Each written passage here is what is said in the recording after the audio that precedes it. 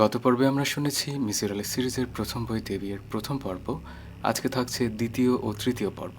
সাথে আছি আমি সাবিত। সবাইকে আমাদের অডিও বুক চ্যানেলে স্বাগতম। এমন অডিও বুক আরও শুনতে আমাদের চ্যানেলটি সাবস্ক্রাইব করে রাখার জন্য অনুরোধ রইল। দ্বিতীয় পর্ব। ভদ্রলোকের বাড়ি খুঁজে বের করতে অনেক দেরি হলো। কাঁঠাল বাগানের এক গোলের ভেতর পুরনো ধাঁচের বাড়ি। অনেকক্ষণ কড়া নাড়বার পর অসম্ভব রোগা এক ভদ্রলোক বেরিয়ে এলেন। বিরক্ত মুখে বললেন, কাকে চান?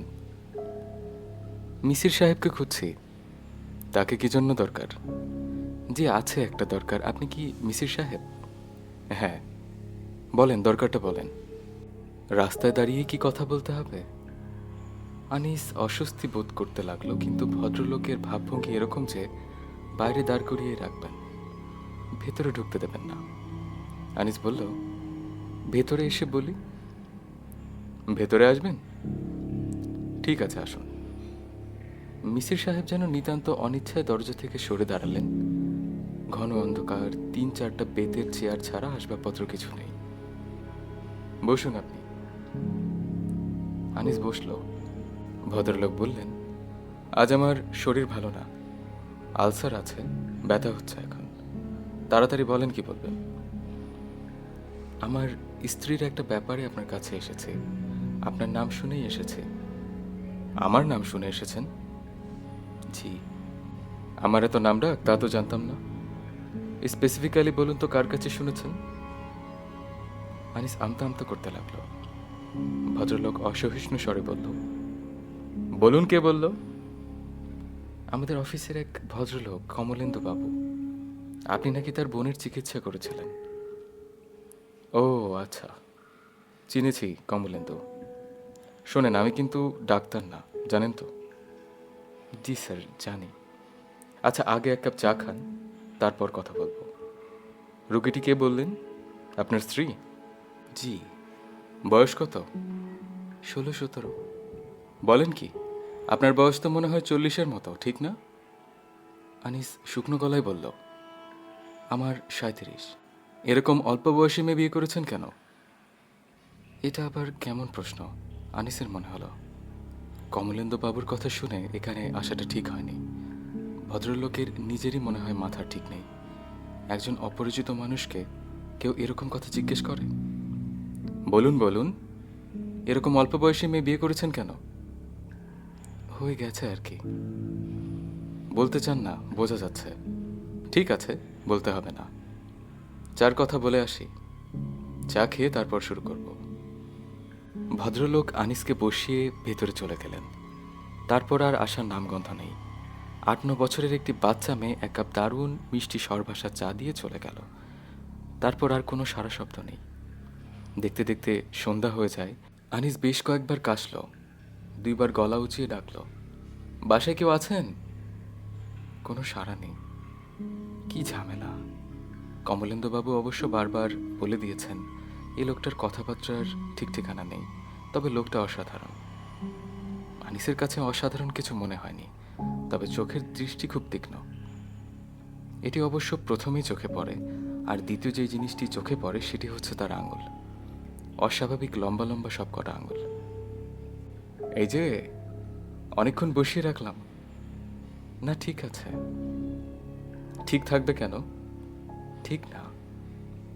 লোকটি প্রথমবার হাসল, থেমে থেমে বলল, আলসার আছে তো, ব্যথায় কাইল হয়ে শুয়েছিলাম, অমনি ঘুম এসে গেল।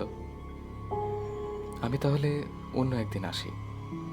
না, এসেছেন যখন বসুন। চা দিয়েছিল? জি। বেশ, এখন বলুন, কি বলবেন? আনিস চুপ করে রইল। এটা এমন একটা ব্যাপার যা চট করে অপরিচিত কাউকে বলা যায় না। ভদ্রলোক শান্ত স্বরে বললেন, আপনার স্ত্রীর মাথা ঠিক নেই, তাই তো? জি না স্যার, মাথা ঠিক আছে।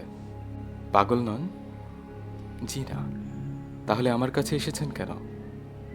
মাঝে মাঝে সে অস্বাভাবিক আচরণ করে। কিরকম অস্বাভাবিক? ভয় পায়, মাঝে মাঝেই এরকম হয়। ভয় পায়? তার মানে কি? কিসের ভয়? ভূতের ভয়। ঠিক জানেন ভয়টা ভূতের? জি না, ঠিক জানি না, মনে হয় এরকম। ভদ্রলোক একটি চুরুট ধরিয়ে খক খক করে কাশতে কাশতে বললেন, বর্মা থেকে আমার এক বন্ধু এনেছে, অতি বাজে জিনিস।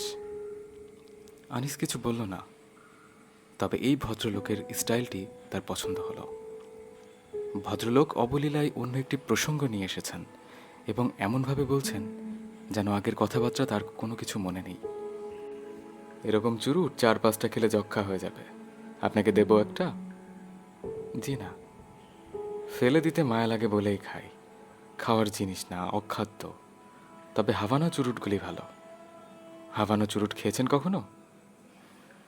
জি না, খুব ভালো, মাঝে মাঝে আমার এক বন্ধু আমাকে দিয়ে যায়। ভদ্রলোক চুরুটে টান দিয়ে আবার ঘর কাঁপিয়ে কাশতে লাগলেন। কাশি থামতেই বললেন, এখন আমি আপনাকে কয়েকটা প্রশ্ন করব, যথাযথ জবাব দেবেন। জি আচ্ছা। প্রথম প্রশ্ন, আপনার স্ত্রী কি সুন্দরী? জি, বেশ সুন্দরী। জি। আপনার স্ত্রী কখন ভয় পান, রাতে না দিনে? সাধারণত রাতে, তবে একবার দুপুরে ভয় পেয়েছিল। ভয় কীরকম সেটা বলেন। মনে হয় কিছু একটা দেখে।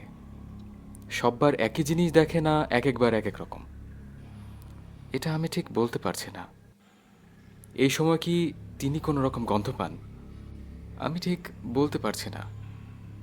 যখন সুস্থ হয়ে ওঠেন তখন কি তার ভয়ের কথা মনে থাকে? বেশিরভাগ সময় থাকে না, তবে মাঝে মাঝে থাকে। আপনার স্ত্রীর স্বাস্থ্য নিশ্চয়ই খারাপ? জি। উনি প্রথম কখন ভয় পেয়েছিলেন বলতে পারেন? জি না, তবে খুব ছোটবেলায়। প্রথম ভয়ের ঘটনাটা আমাকে বলুন।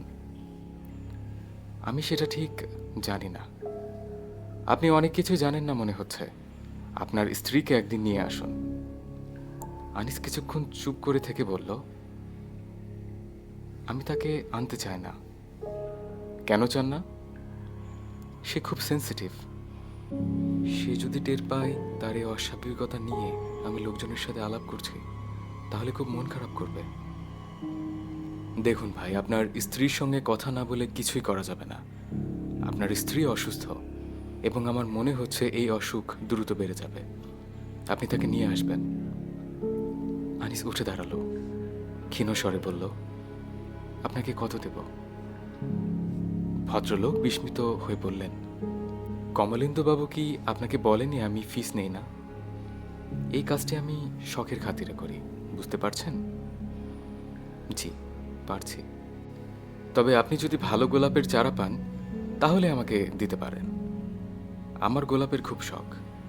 সব মিলিয়ে 30টি ডিফারেন্ট ভ্যারাইটির চারা গাছ আমার কাছে আছে। একটা আছে দারুণ ইন্টারেস্টিং, ঘাস ফুলের মতো ছোট সাইজের গোলাপ। তাই নাকি?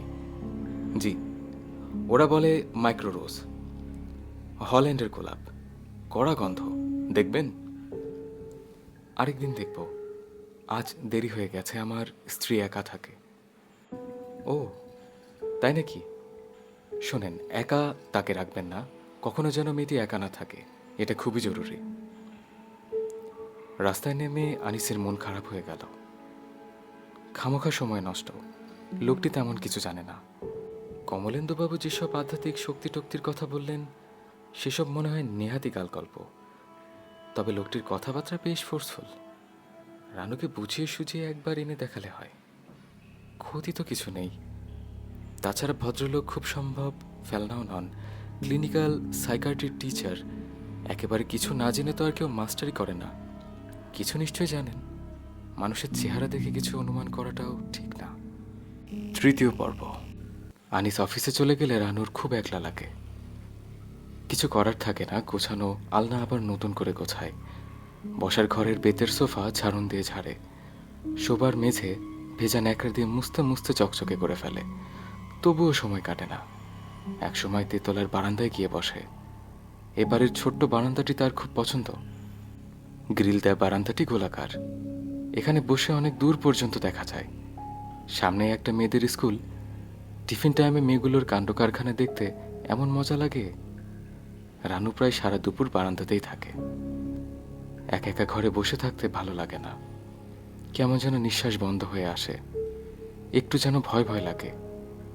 অবশ্য যখন দুপুর গড়িয়ে বিকেল নামতে থাকে তখন ভয় ভয় ভাবটা কমে যায়। বিকেলবেলা বাড়িওয়ালার মেয়ে দুটি তাদের ভেতরের দিকের বাগানে বসে মজা করে চা খায়। চা খেতে খেতে দুজনে খুব হাসাহাসি করে। এক একদিন ওদের বাবাও সঙ্গে বসেন। রানুর দেখতে বেশ ভালো লাগে। ছোট মেয়েটির সঙ্গে রানুর কিছুদিন আগে আলাপ হয়েছিল। বেশ মেয়েটি, খুব স্মার্ট, দেখতেও সুন্দর। একদিন দুপুরে রানু বারান্দায় এসে বসেছে। মেয়েটি এসে উপস্থিত, মুখে চাপা হাসি, হাতে কি একটা বই। এসে বলল, আপনাকে একটা কথা জিজ্ঞাসা করতে এসেছি। কি কথা? আপনি সারাদিন বারান্দায় বসে থাকেন কেন? সারাদিন কোথায়, দুপুরবেলায় বসি, কিছু করার নেই তো, একা একা লাগে। তা ঠিক, বসবো আপনার এখানে। আজ আমি কলেজে যাইনি, বোটানি প্র্যাকটিক্যাল ছিল তো আজকে। মেয়েটি খুব সহজভাবে বসলো। ঘন্টাখানেকের মধ্যে এক গাদা কথা বলল। তারপর যাওয়ার সময় হঠাৎ বলল, আর একটা কথা জিজ্ঞাসা করব? করো। আপনি এত সুন্দর কেন যে আমার চেয়ে সুন্দরী তাকে আমার ভালো লাগে না? রানু কি বলবে ভেবে পেল না। মেয়েটি হাসতে হাসতে বলল, আমাদের ক্লাসের মেয়েদের কি ধারণা জানেন? তাদের ধারণা আমি হচ্ছে বাংলাদেশের সবচেয়ে সুন্দরী মহিলা। ওদের একদিন এনে আপনাকেও দেখিয়ে দিব। ঠিক আছে, দিও। আর একটু বসো, চা খাবে? না, চা আমি বেশি খাই না, বেশি চা খেলে গায়ের রং ময়লা হয়ে যায়। মেয়েটি যেমন হুট করে এসেছিল তেমনি হুট করে নিচে নেমে গেল। বেশ লাগলো রানুর। নতুন বাসাটা ভালোই লাগছে। পুরনো ঢাকা হলেও বেশ নিরিবিলি। মালিবাগের বাসাটার মতো নয়। নিঃশ্বাস নেবার জায়গা ছিল না সেখানে। পাশ দিয়ে দিন রাত রিক্সা যাচ্ছে, গাড়ি যাচ্ছে, জঘন্য। এই বাসাটা ভেতরের দিকে। বাড়িওয়ালা ভদ্রলোকও বেশ ভালো মানুষ। প্রথম দিনই আনিসকে বলেছেন, আমার বাড়ি ভাড়া দেওয়ার দরকার নেই, টাকার জন্যই তো বাড়ি ভাড়া। টাকা যথেষ্ট আছে, তবু 2 ঘর ভাড়াটে রাখি। কারণ এত বড় বাড়িতে মানুষ না থাকলে ভালো লাগে না। কবরখানা কবরখানা ভাব চলে আসে। তবে সবাইকে আমি বাড়ি ভাড়া দেই না, আপনাকে দিচ্ছি কারণ আপনাকে পছন্দ হয়েছে। বাড়ি ভাড়াও খুব কম, মাত্র 600 টাকা। 3 রুমের এত বড় একটা বাড়ি 600 টাকায় পাওয়া ভাগ্যের ব্যাপার। রানু এখানে এসে হাঁপ ছেড়ে বেঁচেছে। তার সবচেয়ে পছন্দ হয়েছে বাথরুম। বড় ঝকঝকে একটা বাথরুম। বাসাটা রানুর খুব পছন্দ হয়েছিল। আনিস যখন বলল, কি নেব, পছন্দ হয়? হয়। ভালো করে ভেবে বলো নিব কি না। 2-3 দিন পর যদি বলো পছন্দ না, তাহলে মুশকিলে পড়ব। মালিবাগের বাসাটা ভালো ছিল, শুধু শুধু বদলালাম। এই বাসাটাও ভালো। রানু খুব খুশি মনে নতুন বাসা সাজালো। নিজেই পর্দা কিনে আনলো, সারা রাত জেগে সেলাই করলো। তার উৎসাহের সীমা নেই। বুঝলে রানু, সবার সঙ্গে মিলেমিশে থাকবে, অন্যদের বাসায় যাবে টাবে। একা একা থাকার অভ্যাসটা ভালো না। যাবে তো? যাব। একা থাকলে মানুষের মধ্যে নানান রকম প্রবলেম দেখা যায়, বুঝলে। সব ভাড়াটেদের সঙ্গে খাতির রাখবে। ভাড়াটে তো মাত্র একজন। ওই ওনাদের বাসাতেই যাবে, বাড়িওয়ালার বাসায়ও যাবে। আচ্ছা, যাব। রানু অবশ্য যায়নি কোথাও। তার ভালো লাগে না। অন্যদের মতো সে কারোর সঙ্গে সহজভাবে মিশতে পারে না। অন্যদের সামনে কেমন যেন আড়ষ্ট লাগে। বারান্দার বেতের চেয়ারটাতে বসে থাকতেই ভালো লাগে। দুপুরটায় যা কষ্টের, দুপুরটা কেটে গেলেই অন্যরকম একটা শান্তি লাগে। কিন্তু আজকের দুপুরটা দীর্ঘ, কিছুতেই আর কাটছে না। বারান্দায় বসে থাকতেও ভালো লাগছে না। মেয়েদের স্কুলটাও কি একটা কারণে যেন বন্ধ। চারদিকে চুপচাপ, বড্ড ফাঁকা। কিছুক্ষণ শুয়ে থাকলে কেমন হয়, ঘরের ভেতরটা কেমন যেন অন্যরকম। রানু ভেতরে ঢুকে জানলার পর্দা ফেলে দিল। অনেকখানি অন্ধকার হয়ে গেল, অন্ধকার ও চুপচাপ। আর তখন স্পষ্ট গলায় কেউ ডাকল, রানু, রানু। কয়েক মুহূর্ত রানু নড়ল না, অপেক্ষা করতে লাগলো। কিন্তু যে ডেকে উঠেছে সে দ্বিতীয়বার আর ডাকল না। রানুর এরকম চারদিকে নিস্তব্ধতার মধ্যে একজন অশরীরী কেউ ডেকে ওঠে। অসংখ্যবার শুনেছে এই ডাক। কে সে? কোথেকে আসে সে? রানু ফিসফিস করে বলল। কে? কোনো জবাব পাওয়া গেল না। কে তুমি? জানালার পর্দা শুধু কাঁপছে। বিকেল হয়ে আসছে। রানু ছোট একটি নিঃশ্বাস ফেলে বারান্দায় এসে দাঁড়ালো। নিচের বাগানে বাড়িওয়ালার বড় মেয়ে হাঁটছে। নীলু বোধ হয় ওর নাম। এই মেয়েটি তার বোনের মতো নয়। গম্ভীর, কথাবার্তা প্রায় বলেই না। তবু ওকে দেখলেই রানুর মনে হয় মেয়েটি বড় ভালো, মায়াবতী মেয়ে। রানু দেখল বিষণ্ণ ভঙ্গিতে মেয়েটি একা একা বসে আছে। তার ইচ্ছে হলো নিচে নেমে ওর সঙ্গে কথা বলতে, কিন্তু সে গেল না।